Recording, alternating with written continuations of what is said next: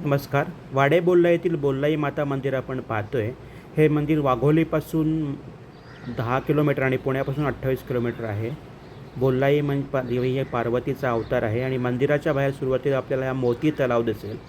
हा तलाव अतिशय पवित्र आहे आणि इथे पांडवकालीन तलावात पाय धुतले तर त्वचारोग नाहीसे होतात असा लोकांचा समज आहे. हा तलाव पाय धुवून आपण दर्शनाला जाऊ शकतो. पुढचा व्हिडिओ पाहण्यासाठी मी हे चॅनल आपल्याला सबस्क्राईब करा अशी विनंती करतो. तर असं हे बोल्लाई माता मंदिर अतिशय प्रेक्षणीय असं आहे आणि सुरुवातीला आपण प्रवेश केल्यानंतर आपल्याला काही महिला द्वारपाल शिल्प दिसतात. त्याचप्रमाणे काली माता आणि देवीची काही शिल्प दारावरच दिसतात. अतिशय सुबक अशी शिल्प आपल्याला पाहायला मिळतात. त्याचप्रमाणे मंदिराच्या बाहेर एक कैलास पर्वताची प्रतिकृती आहे. त्यामध्ये शंकर दाखवलेला आहे, कृष्णसूर दाखवलेला आहे आणि त्याचप्रमाणे मंदिराच्या बाहेर आणखी गरुड आणि हनुमान यांची शिल्प आहेत जे रक्षक म्हणून या देवीचं काम करतात. ही देवी म्हणजे एक पार्वतीचा अवतार आहे. आपण दीपमाळ पाहत आहे, सुबक दीपमाळ आणि इथे पौर्णिमेला दिवे लावतात. अतिशय प्रेक्षणीय दृश्य असतं आणि देवी ही तांदळा स्वरूपाची आहे आणि अतिशय तेजपुंज अशी देवी आपण पाहतोय, बोल्लाई देवी. असं हे मंदिर म्हणजे एक आध्यात्मिक अनुभूती आहे. सर्वमंगल मांगल्ये शिवे सर्वार्थ साधिके शरण्ये त्र्यंबके गौरी नारायणी नमोस्तुते. येथील पुजारी अतिशय आपल्याला सहकार्य करून दर्शन घेण्यास मदत करतात. बोल्लाई माता ही पार्वतीचा अवतार आहे आणि अति तेजपुंज मूर्ती आणि बाजूला इतर देवी असा हा गाभारा आहे. त्याचप्रमाणे मंदिरावर अतिशय सुबक अशा कलाकृती आहेत. जो दरवाजा आहे मंदिराचा बाजूचा तो वाघाच्या आकाराचा आहे आणि मंदिरावर आपण पाहताय की अनेक शिल्पकृती देवांच्या आहेत आणि या मंदिराला भेट देणं म्हणजे एक अतिशय सुंदर असा पवित्र अनुभव आहे. बोल्लाई माता की जय.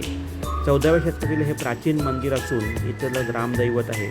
त्याचप्रमाणे या मंदिरात काही संत शिल्प आहेत आणि विष्णू अवतार शिल्प आहेत. ती पाहणं म्हणजे वेगळा ज्ञानाचा आणि मनोरंजनाचा भाग आहे.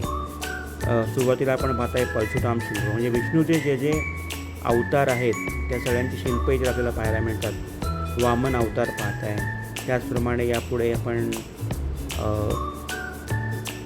कृष्ण अवतार आहे, बुद्ध अवतार आहे, राम अवतार आहे. हे सगळ्याची शिल्प मोठी आपल्याला दाखवलेली आहेत. त्याचप्रमाणे या ठिकाणी पूर्वीचे जे राजे आहेत त्यांच्याबद्दलसुद्धा काही माहिती आहे. साईबाबांचं शिल्प आहे, तर संतांचं शिल्प आहे. तर असं हे मंदिर म्हणजे पूर्ण भारतीय संस्कृतीचं दर्शन घडवणारं मंदिर आहे. त्यामुळे हे पाहून आपल्याला एक वेगळाच अनुभव येतो. आपण बळीराजाचं चित्र बघताय. आणखी दुसरा उपक्रम म्हणजे इथे छत्रपती शिवाजी महाराज यांच्या चरित्रातील काही चित्र दाखवलेली आहेत. म्हणजे लाल महाल, परत जिजामाता शिवाजी महाराजांना आवाहन करतात की शत्रू आता पार आपल्याला आत येऊन पोचला आहे आणि आपण त्याला नेस्तनाबूत करायचं आहे. त्याचप्रमाणे बाजीप्रभूंची पावनखिंड लढाई, अफजलखानाचा वध, परत गड आला पण सिंह गेला, अशी ही जी काही चित्रं आहेत ती आपल्याला मंत्रमुग्ध करतात आणि ती पाहता पाहता आपण इतिहासात रममाण होतो. असं हे शिवचरित्र चित्रसमूह अतिशय पाहण्यासारखं आहे. संत तुकारामांचं चित्र आपण पाहत आहे.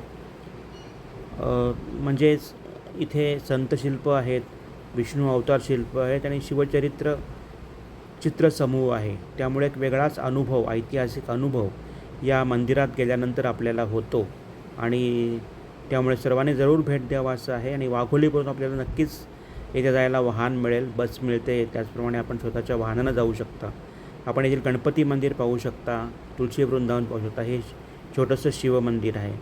परत आपण पाहतोय ती काही शिवचरित्रातील शिवशिल्प आहेत म्हणजे पावनखिंड, त्याचप्रमाणे शिवाजी महाराजांच्या अनेक लढाया, अशी शिल्प आपल्याला पाहायला मिळतात. तर हे मंदिर म्हणजे एक अतिशय ऐतिहासिक आणि आध्यात्मिक अनुभव आहे. देवीचं दर्शन आपण घेऊ शकतो. रविवारी इथे गर्दी असते.